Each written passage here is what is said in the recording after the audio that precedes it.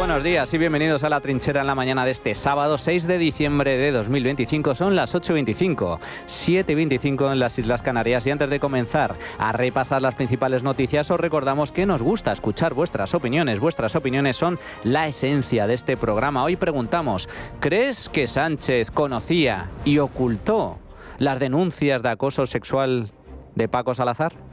Podéis participar a través del número de WhatsApp al que nos podéis enviar vuestras notas de audio. En nuestro espacio de tertulia iremos escuchando vuestras opiniones. El teléfono es el 689 33 74 44. Repito, 689 33 74 44. También podéis opinar y contactar con nosotros a través de nuestra cuenta de Twitter, @trincherallamas. Además, os recordamos que tenéis disponible la playlist de La Trinchera con todas las canciones que suenan en el programa. La podéis encontrar en Spotify, en la web de radio y en redes sociales. Ahora sí, vamos a repasar la actualidad esta semana con Javier García. ¿Qué tal, Javier? Buenos días, ¿cómo estás? ¿Qué tal, Manuel? Buenos días. Bueno, empezamos por lo que va a suceder hoy mismo, porque las Cortes Generales, hoy es sábado, como bien has dicho, 6 de diciembre, el Congreso y el Senado celebran la recepción con motivo del Día de la Constitución, hoy festivo en toda España, que reunirá en el Palacio de las Cortes a la presidenta del Congreso, a Francina Armengol. También estará el presidente del Senado, incluso el presidente del Gobierno, junto a otras autoridades del Estado.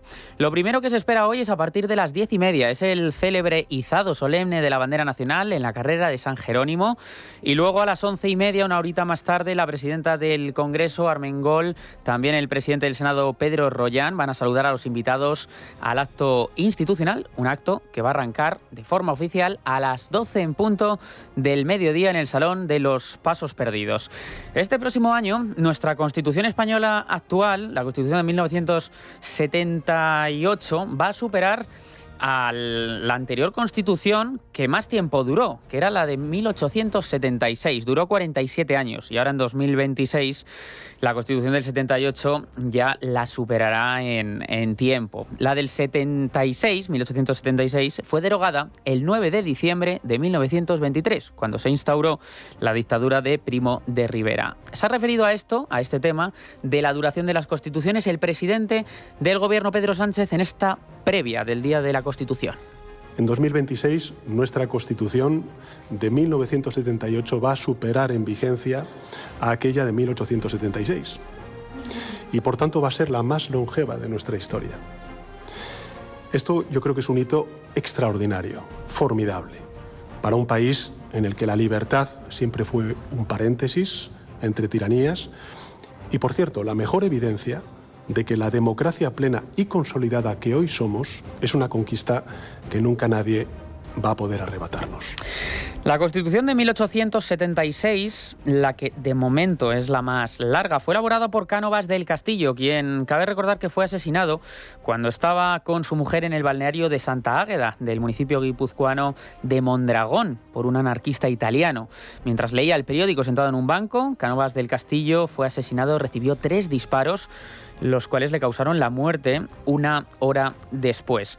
Esta Constitución fue tan duradera porque apenas le hacían caso en aquella época. Pese a que estaba en vigor, la Constitución estaba arrumbada, algo a lo que podría acercarse nuestra Constitución actual de 1978. Sánchez presume, como acabamos de escuchar en este audio, en este sonido de la Constitución, pero al mismo tiempo es uno de los presidentes que más la incumplen de forma constante. Hay varios ejemplos. Uno es, por ejemplo, el artículo 134.3, el cual establece la obligación de presentar en el Congreso de los Diputados un proyecto de presupuestos generales del Estado al menos 3 meses antes de que expire el presupuesto del año anterior, cosa que el Gobierno ha incumplido.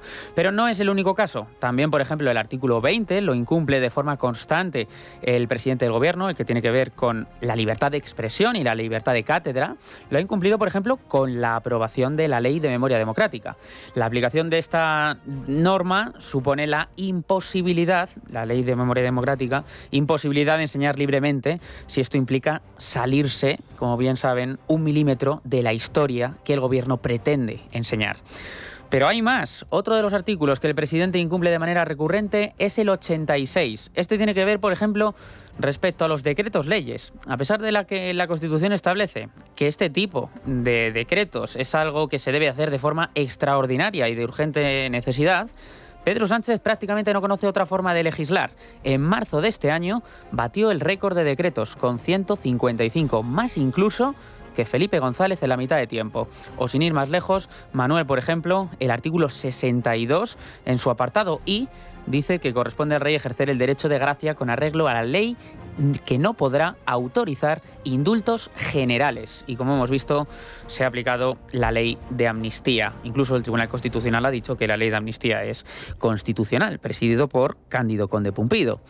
Es difícil cambiar la Constitución porque se necesitan 3/5 de cada Cámara. Sin embargo, como vemos, es fácil que la Constitución dure muchos años si se producen cambios como hace el Gobierno de España, por la puerta de atrás, con menos mayorías y sin modificar el texto constitucional. Hoy, por ejemplo, el diario El Mundo publica a esta hora una encuesta donde más de la mitad de los españoles, un 52%, ya no considera nuestra Constitución válida y un arrollador 79,5% aboga por reformarla. Hemos escuchado estas semanas atrás a uno de los padres de la Constitución, que aún siguen vivos, de la Constitución de 1978, es Miquel Roca, quien dijo, como decimos hace unos días, por los 50 años de la transición, que hay que ser fieles a las instituciones que nos dimos hace 47 años. Ser fiel a las instituciones que nos dimos encabezadas por la corona como símbolo de la forma de Estado y comprometidos siempre con los comportamientos democráticos que descansan en el respeto a la discrepancia, incluso para hacerla posible, y la voluntad de integración del pluralismo social y político en proyectos compartidos.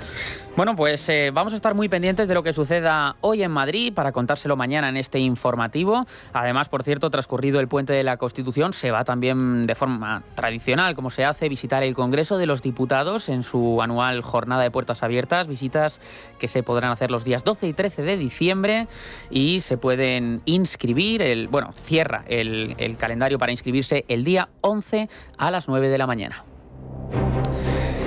Y coincidiendo, Manuel, con este aniversario, el rey emérito también es noticia. Juan Carlos I ha publicado un vídeo reivindicando el papel de la monarquía en la transición española y ha pedido a los jóvenes que respalden a su hijo, el rey Felipe VI, en su duro trabajo de unir a los españoles. El vídeo se dirige, como decimos, principalmente a los españoles más jóvenes y es la primera vez que Juan Carlos I, el emérito, dirige un mensaje a los españoles desde que abdicó en el año 2014 y, como saben, se instaló en Emiratos Árabes Unidos en 2020. Quiero dejar un breve mensaje para los jóvenes españoles. He realizado este esfuerzo de escribir mis memorias con la idea de que vuestros padres puedan recordar momentos históricos y que vosotros podáis conocer la historia reciente de vuestro país, sin distorsiones interesadas, donde ha habido acontecimientos que han marcado nuestro futuro y todo este es el legado que yo os he podido dejar. La monarquía ha jugado un papel esencial en toda esta transición. Os pido que apoyéis a mi hijo, el rey Felipe, en este duro trabajo que es unir a todos los españoles y que España siga siendo y jugando un papel tan relevante en el mundo. Gracias por escucharme. Un fuerte abrazo. La Casa del Rey ha considerado que el vídeo publicado en redes sociales por Juan Carlos I dice que no parece oportuno ni necesario, así lo han trasladado fuentes de la Zarzuela, que han reaccionado de esta forma tras la publicación de esta grabación, que coincide en el tiempo con su libro, con el libro de las Memorias del Rey, que, como ya hemos comentado, se publicó en Francia, pero ya ha llegado también a nuestro país. Bueno, pues estamos de celebración. 47 años cumple la Constitución española, una de las más longevas de nuestra historia. Esto, que una Constitución permanezca en el tiempo, es buena señal, es señal de estabilidad, es señal de que funciona razonablemente bien. Todo, evidentemente, es susceptible de mejorar, pero lo cierto es que la Constitución establece un marco de convivencia política y social con fundamento, con solidez, que funciona razonablemente bien y que ha mostrado una gran estabilidad hasta ahora. Y este es el problema. El problema no es la Constitución. Mejor no tocar lo que funciona. El problema, como digo, no es la Constitución. El problema es estar gobernados por una panda de tuercebotas, liderados por un aprendiz de tirano, de dictador, que pretende imponer un régimen diferente en España, cargándose la división de poderes, cargándose la independencia judicial, estableciendo un tribunal constitucional de carácter puramente político que responde exclusivamente a los intereses de un partido, el partido en el poder y más concretamente el presidente del gobierno. Esa es la tragedia. La tragedia es que España está inmersa en una gravísima crisis institucional y el gobierno lo que está haciendo es modificando, tumbando, vulnerando la Constitución por la puerta de atrás. La ley de amnistía supuso un punto de inflexión. Les avanzo, no será el único. Vamos a ir por orden cronológico con las noticias de lo que ha ido sucediendo esta semana, como por ejemplo la relación que tiene el gobierno de Pedro Sánchez con el prófugo, con el delincuente Carles Puigdemont, porque Sánchez lo ha dicho literalmente, se muestra decidido a sostener la legislatura a cualquier precio porque asegura que merece la pena. En esa línea, esta semana ha desplegado un paquete de medidas destinado a encauzar la crisis política con esta formación, una situación que hasta ahora el propio Ejecutivo había tratado con ironía. Sánchez ha concedido varias entrevistas a RAC 1, a Televisión Española, donde ha reconocido, literalmente reconoce y ha pedido incluso perdón por el incumplimiento de los acuerdos alcanzados con Carles Puigdemont. Sánchez ha confirmado que la ley de amnistía se encuentra ya en el tramo final y ha dicho que el prófugo va a poder regresar a España pronto, aunque eso sí, sigue sin precisar cuándo se reunirá con el líder independentista fugado. Además, para intentar reconducir las relaciones con Junts, ha avanzado que el Gobierno va a aprobar en el Consejo de Ministros un Real Decreto Ley destinado a facilitar y flexibilizar inversiones financieramente sostenibles a los ayuntamientos y entes locales y a facilitar el cumplimiento de las obligaciones fiscales a empresas, ampliando el plazo para impulsar y promover la digitalización de los procesos de facturación. Además, este nuevo Real Decreto incluye también la devolución a Cataluña de la gestión integral de los funcionarios de la administración local con habilitación estatal. Asumo esos incumplimientos, lo estoy diciendo, y también mi voluntad de cumplir con ellos. Por eso, por ejemplo, hoy en el Consejo de Ministros vamos a aprobar un Real Decreto Ley con algunas medidas que ya nos había propuesto Junts per Catalunya hace meses. ¿Para cuándo va a poder volver Carles Puigdemont? Bueno, nosotros esperamos que pueda volver pronto, entre otras cuestiones, porque entendemos que la normalización total de Cataluña no se va a poder producir hasta que Carles Puigdemont no pueda volver a Cataluña y pueda ejercer en plenitud sus derechos políticos. Sánchez intenta reconducir un poco la relación con Junts después de la negativa del prófugo a aprobar las leyes que presenten los socialistas en el Parlamento. Pero incluso después de estas entrevistas y del perdón, Junts ha respondido. Ha sido su portavoz Míriam Nogueras y ha vuelto a reafirmar esa ruptura, diciendo que no cambia nada. Lo que pasa es que se ha normalizado que cuando tú llegas a un acuerdo te regalan un titular, que es lo que ha hecho durante 6 años este gobierno, regalar titulares a sus socios, pero nadie se ha preocupado de monitorizar estos acuerdos y si lo haces te das cuenta que la gran mayoría de los titulares que se han publicado y que nos hemos comido durante años no se han materializado. Y ya tocaba que hubiera un partido que frente al incumplimiento se plantara. Porque de los titulares y de las portadas de la prensa no viven los ciudadanos de Cataluña. El bloqueo, por lo tanto, según dice Junts y su portavoz Míriam Nogueras, se mantiene, pero eso sí, podría cambiar si se cumplen todos los acuerdos pactados en Bruselas, dice la formación separatista. En el Gobierno mantienen todavía la esperanza de convencer al prófugo, lo ha dicho la propia vicepresidenta primera del Gobierno de España y ministra de Hacienda, María Jesús Montero. Yo espero que todo ese cumplimiento de los compromisos restablezca la confianza que se ha perdido con Junts. Y tenemos todavía cosas muy importantes que hacer y el presidente en el día de ayer lo estableció con mucha claridad cuáles son las prioridades a las que nos enfrentamos. Ahora, a final de año, entienden ustedes que para el Ministerio de Hacienda muchas más. Esta es la opinión de la vicepresidenta primera del Gobierno y en Cataluña nuestro compañero Pablo Planas ha seguido muy de cerca la reacción de esta formación, de la formación separatista. Pablo Planas, buenos días. ¿Cuál es esta situación y cómo está la relación entre el Partido Socialista y Junts? Buenos días.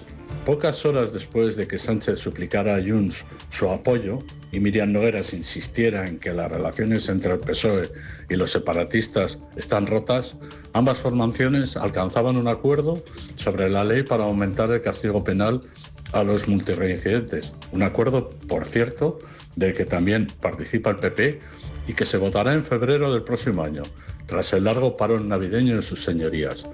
O sea, que la legislatura está bloqueada, que Sánchez no puede gobernar, que Puigdemont no le dará apoyo hasta que se le aplique la amnistía sin matices, pero si se trata de cumplir con la agenda parlamentaria golpista, las advertencias y amenazas de Junts se convierten en papel mojado.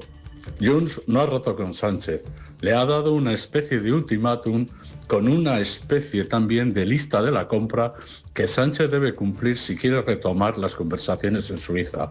La amnistía de Puigdemont, el catalán en Europa y el traspaso de la inmigración son algunos de los temas pendientes, como lo era el de agravar el castigo a los multireincidentes. Entre tanto, Sánchez sigue instalado en Moncloa, asediado por los casos de corrupción política, económica y moral, pero sin que se atisbe ni siquiera a medio plazo una moción de censura con el concurso de Junts. Puigdemont suele decir que no le importa quién gobierne España, que a él solo le interesa Cataluña, y es evidente que no va a propiciar la caída del sanchismo. Le da igual la corrupción, es heredero de Pujol, y en cuanto a los incumplimientos de Sánchez, sabe que la aplicación de la amnistía, el catalán en Europa o el traspaso de las competencias en inmigración no dependen tan solo del presidente del gobierno, a quien aguantará y exprimirá todo lo que pueda. Gracias, Pablo. Problemas con Puigdemont tiene Pedro Sánchez, problemas con sus secretarios, ex secretarios de organización, Santos Cerdán, José Luis Ábalos, actualmente Ábalos en la cárcel, su ex asesor de Ábalos, Koldo García, también en prisión. Pero es que se le suman más problemas, porque esta semana también ha sido noticia todo el caso y la situación que ha provocado Paco Salazar, que también formó parte del círculo cercano al presidente. Salazar recibió denuncias de varias trabajadoras de Moncloa por acoso contra él, que hasta este verano ocupaba cargos tanto en el Partido Socialista como en presidencia del Gobierno.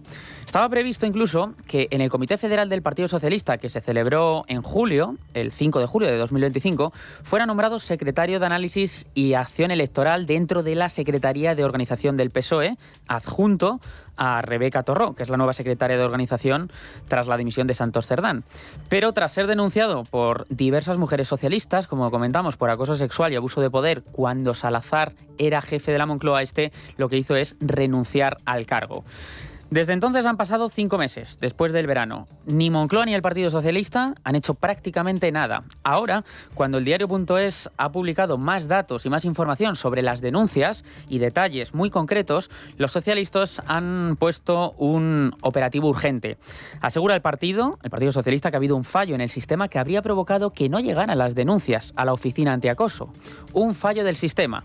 Voces en el Partido Socialista exigen que el caso sea llevado ante la Fiscalía, algo a lo que se niega por completo el Partido Socialista. Le pidieron explicaciones a la portavoz del PSOE, a Esther Mínguez, cuando saltó a principios de semana este escándalo. Esta semana le dijeron que cómo se podían haber perdido esas denuncias. Escuchamos la pregunta y también su respuesta.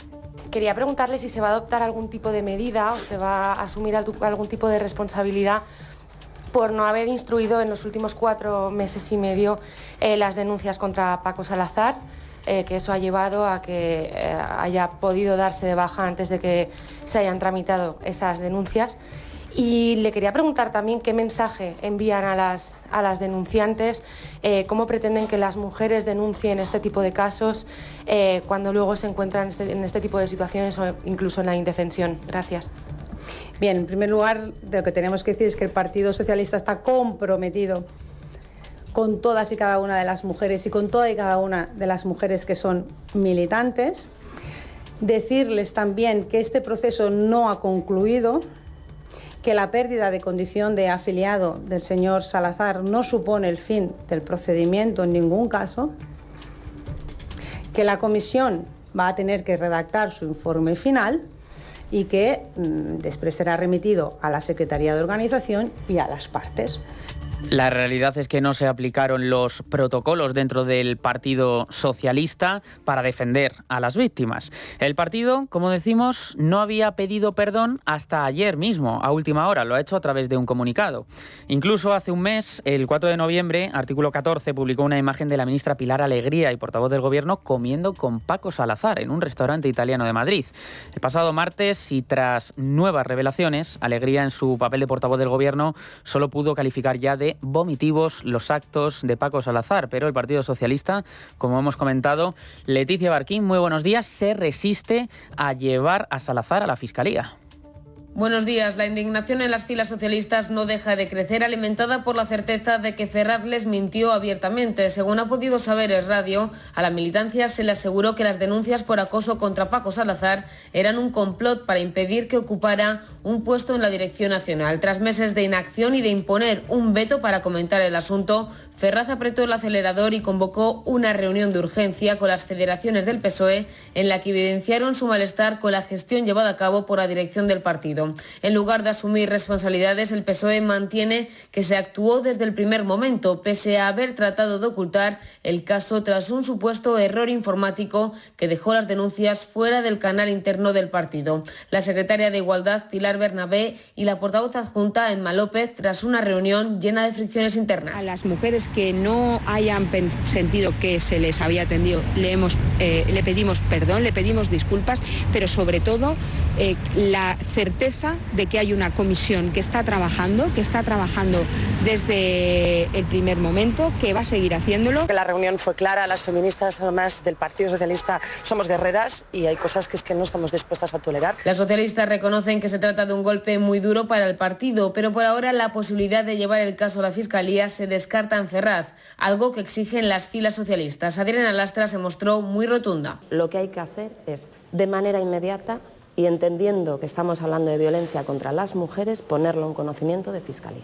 Con un presidente del Gobierno que aún no ha reaccionado sobre el asunto, los ministros Félix Bolaños y Óscar López han rehuido hablar de la decisión de Ferraz de no elevar este asunto a la Fiscalía. Bien, esta es una pregunta que usted me hace que tiene que ver con el Partido Socialista, que obviamente no es el objeto de esta comisión. Yo insisto, no entra dentro de mis competencias. Yo confío plenamente en quienes tienen que administrar este asunto y que lo van a hacer. El Gobierno evita aclarar las competencias de Salazar, tanto en Moncloa como en Ferraz, ni quién le supervisaba. La Dirección Nacional mantiene un absoluto hermetismo y han prometido a las federaciones que se les convocará a una segunda reunión, aunque sin precisar una fecha concreta. Gracias, Leticia. No es el único escándalo de este tipo que afecta al Partido Socialista. Una militante del PSOE ha dado un golpe de efecto en el peor momento para la dirección de Pedro Sánchez. Tras meses de inacción y silencio por parte del supuesto canal contra el acoso de Ferraz, ha acudido directamente a la Fiscalía Provincial de Málaga para denunciar por acoso sexual a Antonio Navarro, el secretario general del partido en Torremolinos, en Málaga. Es noticia también de esta semana, coincidiendo con lo de Paco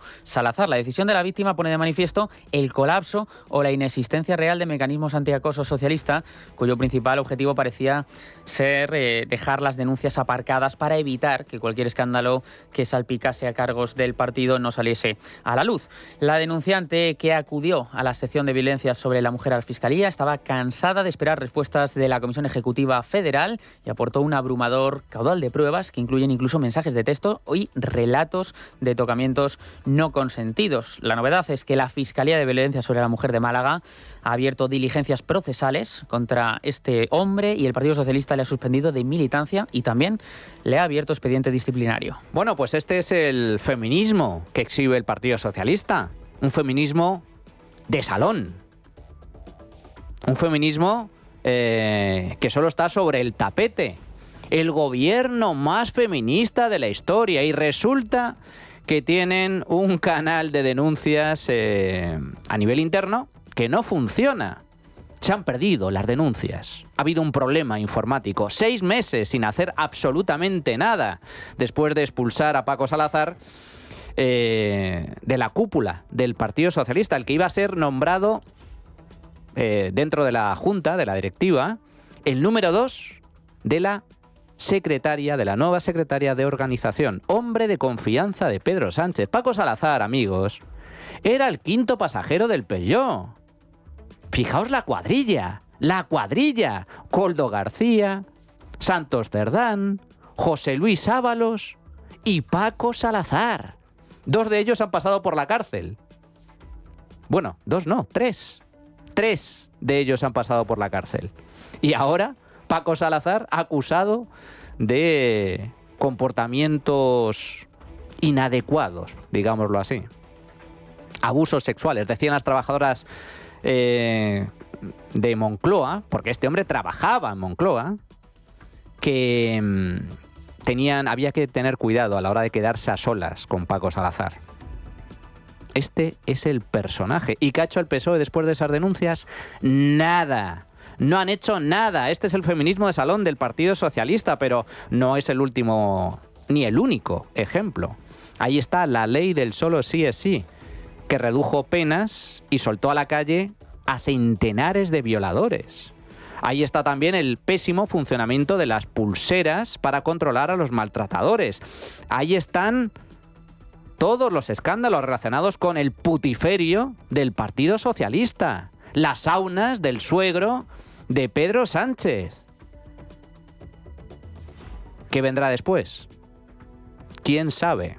Pero esta es la realidad. Y mientras tanto, eso sí, cientos de millones de euros para un ministerio de la igualdad que se dedica a repartir dinerito en chiringuitos varios que no sirven para nada, salvo para organizar chochocharlas.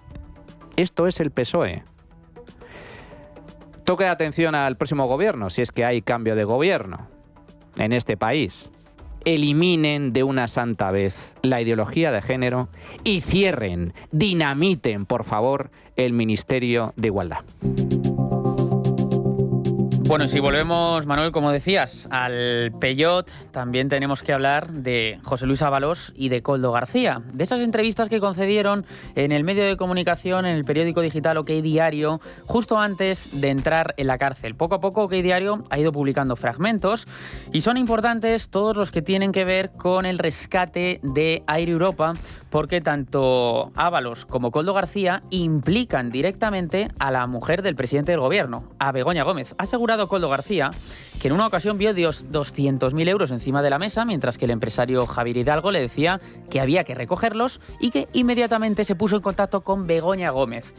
Es solo una de las cosas que hemos conocido. Ignacio Bravo, buenos días. Buenos días. José Luis Ábalos y el que fuera su asesor, Koldo García, parecen haber firmado un pacto de no agresión contra el PSOE en el ámbito judicial, pero que no alcanza a los medios de comunicación, porque de las entrevistas que ambos grabaron antes de entrar en prisión para OK Diario, siguen brotando informaciones que ponen en entredicho al gobierno y en especial a la mujer del presidente Sánchez en relación al más que polémico rescate de la aerolínea Air Europa. En esta ocasión, un nuevo extracto de la conversación entre Koldo García y Eduardo Inda desliza el pago que recibió Begoña por su intervención para que se efectuara el impulso de 475 millones de euros para rescatar a la aerolínea de Los Hidalgo. Según Koldo, la mujer de Pedro Sánchez podría haber recibido hasta 1 millón de euros por su colaboración. Los Hidalgo comentaron, y eso fue delante mía, que había que compensar el buen trato que había dado la señora Begoña.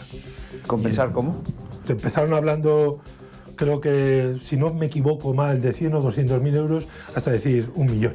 Una de las veces que estuve y que llamaron a señora Begoña, sí que vi dinero encima de la mesa. Mucho. Para mí mucho. Para los demás no lo sé. ¿Pero cuánto dinero? Pues no sé. Yo oí, que no sé si era cierto o no, se pone, hay que coger estos 200.000, pero no sé nada más. Hablando de Begoña. Hablaron después con Begoña, sí, es cierto. Esta información habría sido corroborada por el propio Koldo debido a la buena relación que este mantenía con la familia Hidalgo, una relación confirmada por el propio Ábalos y que se habría fraguado en las más de 20 reuniones que mantuvieron el exasesor del ministro y Javier Hidalgo. Sí que me contó siempre, digamos, la presión, los intereses de la familia, eso sí, y me he enterado pues posteriormente que se vio bastantes veces, se reunió bastantes veces.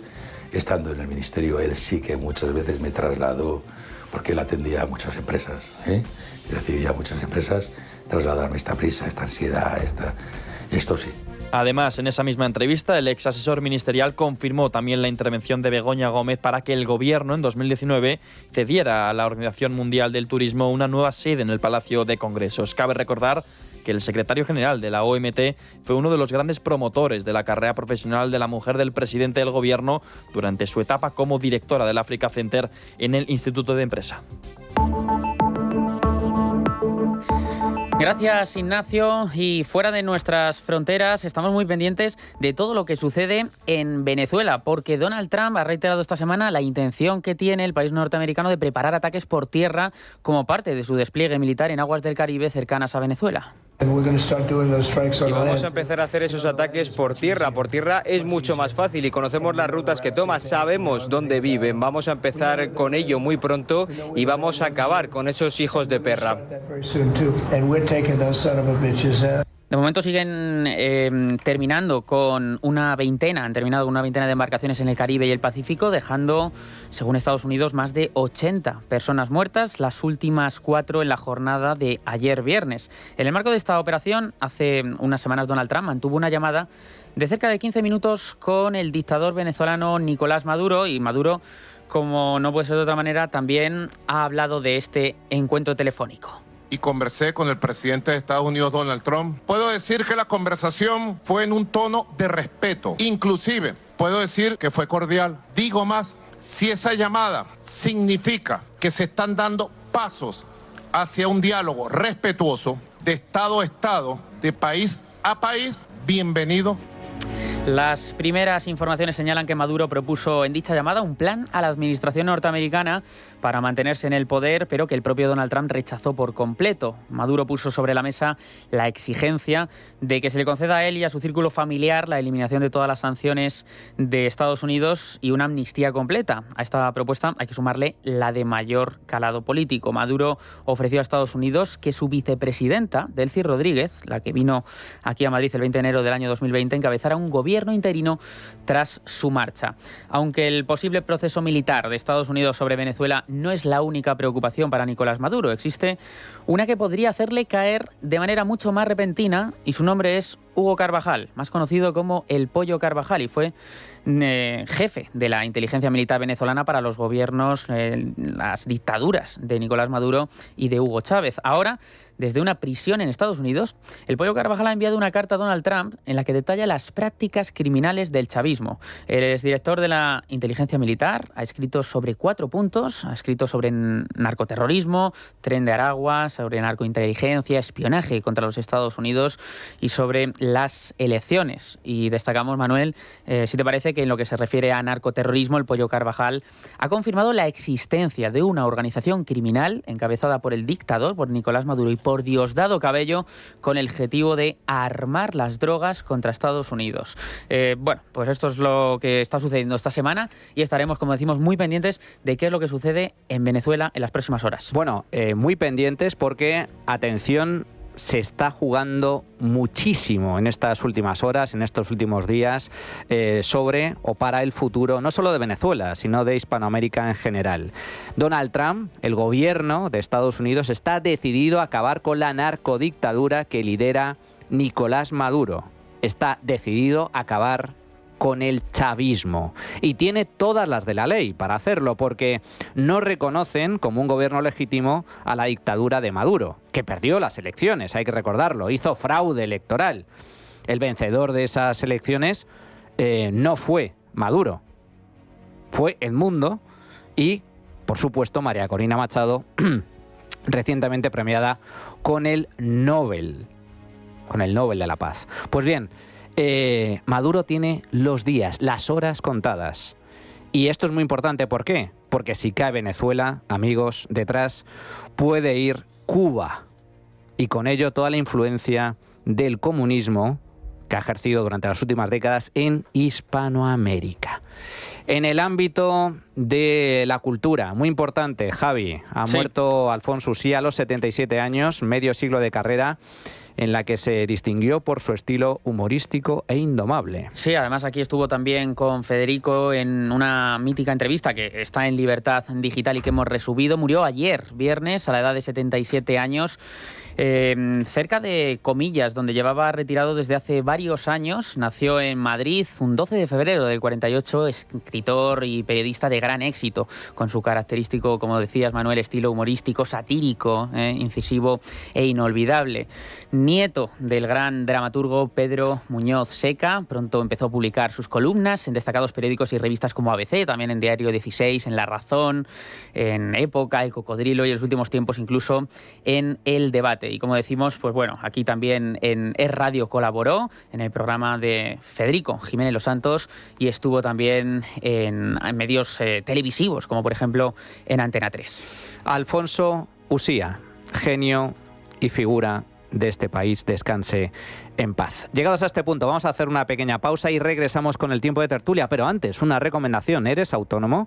Pues esto te interesa. En Mupiti llevan 77 años protegiendo a las personas y a los autónomos. Con su seguro de ahorro para autónomos puedes aportar hasta 4.250 euros al año, desgravarte el 100% y ahora te recompensan con hasta un 4% de bonificación sobre tu aportación. Aparte de tener rentabilidad garantizada, y si eres socio del Club Libertad Digital, tu bonificación puede ser aún mayor. Llama al 900-820-720 o visita mupiti.com. La Trinchera de Llamas. Es Radio.